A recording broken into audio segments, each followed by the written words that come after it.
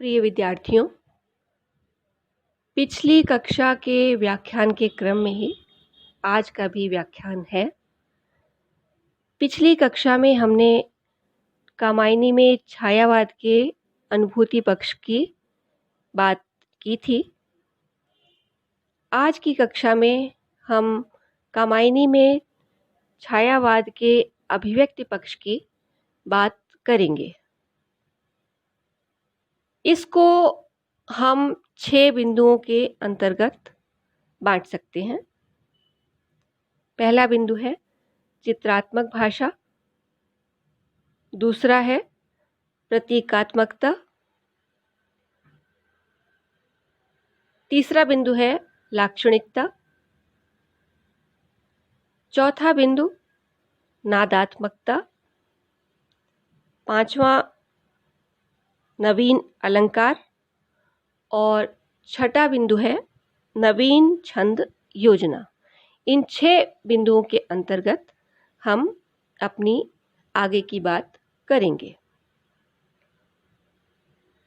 पहला बिंदु है चित्रात्मक भाषा।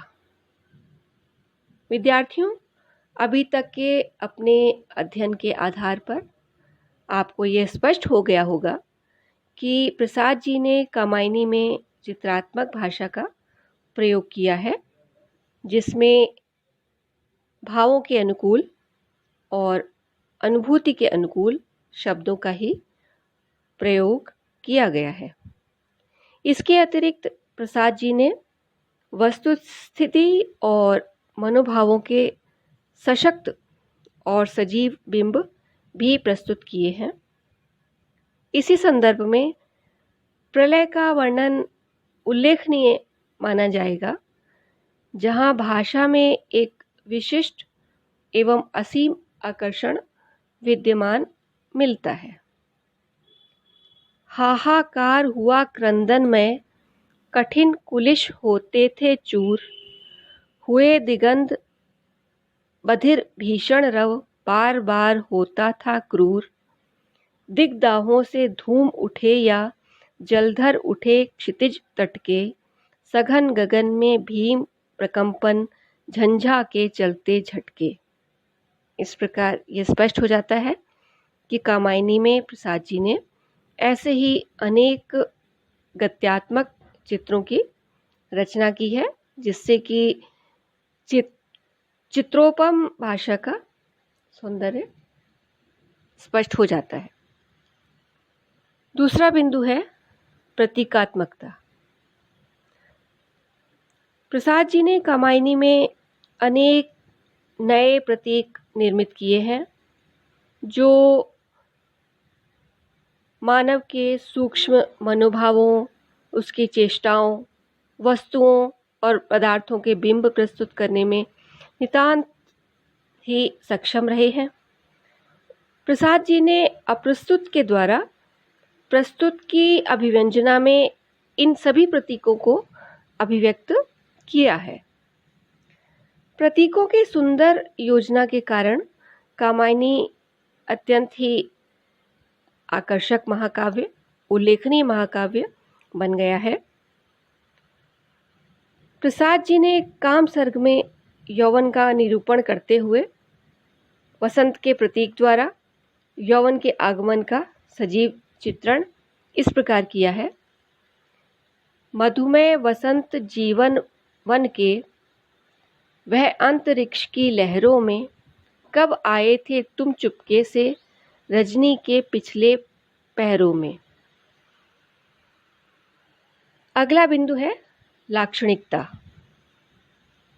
प्रसाद जी ने कामायनी की अभिव्यक्ति को अधिक सशक्त बनाने के लिए लाक्षणिकता का प्रयोग भी किया है।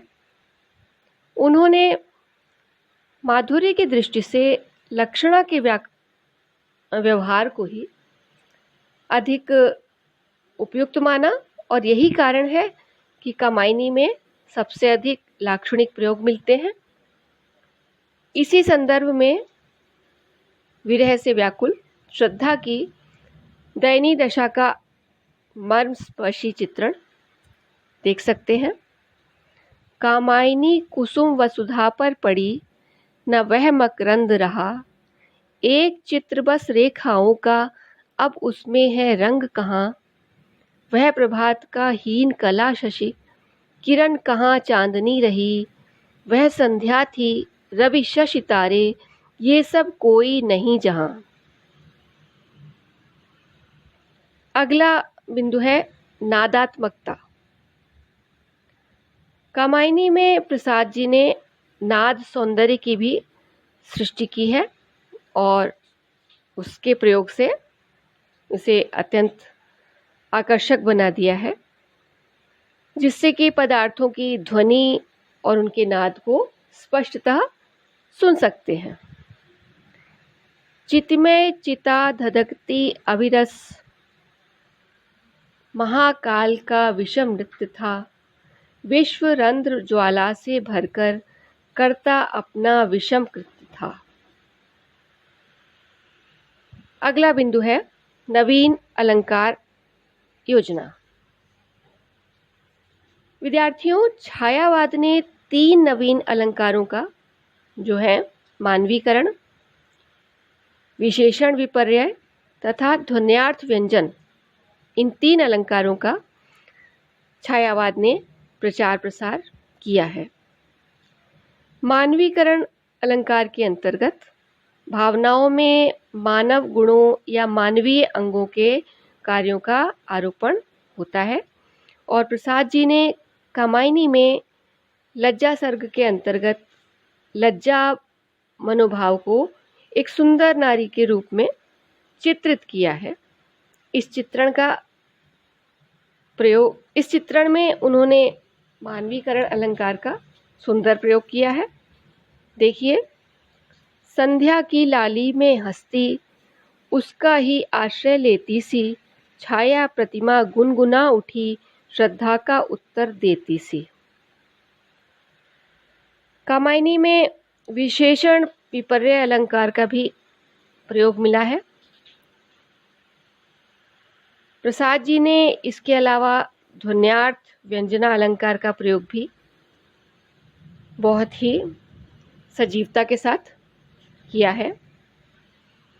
छप छप का होता शब्द विरल, थर थर कंप रहती दीप्ति तरल। और यह क्या तम में करता सनसन, धारा का ही क्या यह निस्वन। अगला बिंदु है नवीन छंद योजना। कामायनी में प्रसाद जी ने तुकांत में तथा अंत्यानुप्रास युक्त छंदों का प्रयोग किया है। कामायनी के इड़ा सर्ग में प्रसाद जी ने प्रथम और अंतिम पंक्तियों में 16 मात्राओं का पद्धरि छंद रखा है, जबकि बीच की 7 पंक्तियों में 32 मात्राओं का नवनिर्मित छंद लिखा है, जो कुछ कुछ मत गयंद सवैया छंद से मिलता जुलता है। हाँ, अब तुम बनने को स्वतंत्र, सब कलुष ढाल कर औरों पर, रखते हो अपना अलग तंत्र।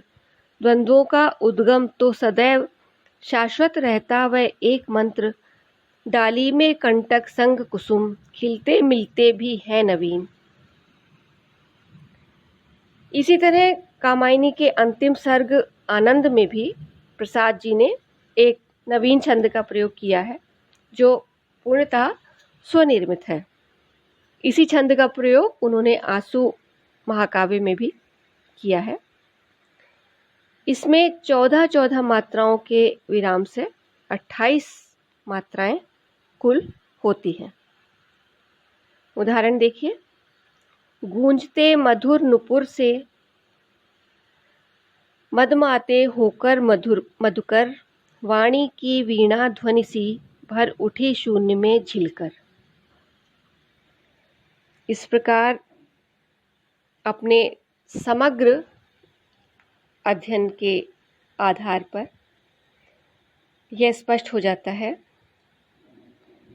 कि छायावाद कामायनी में अपने पूरे वैभव के साथ में उपस्थित है और छायावाद की नवीन अनुभूति, नवीन अभिव्यंजना प्रणाली और नवीन चिंतन पद्धति को अपनाने के कारण ही कामायनी छायावाद का ही नहीं बल्कि हम कह सकते हैं कि हिंदी के आधुनिक युग की प्रतिनिधि रचना है। निष्कर्षतः कामायनी छायावादी काव्य है जिसमें कि छायावाद के समस्त गुण विद्यमान मिलते हैं जिनकी हम चर्चा कर चुके हैं।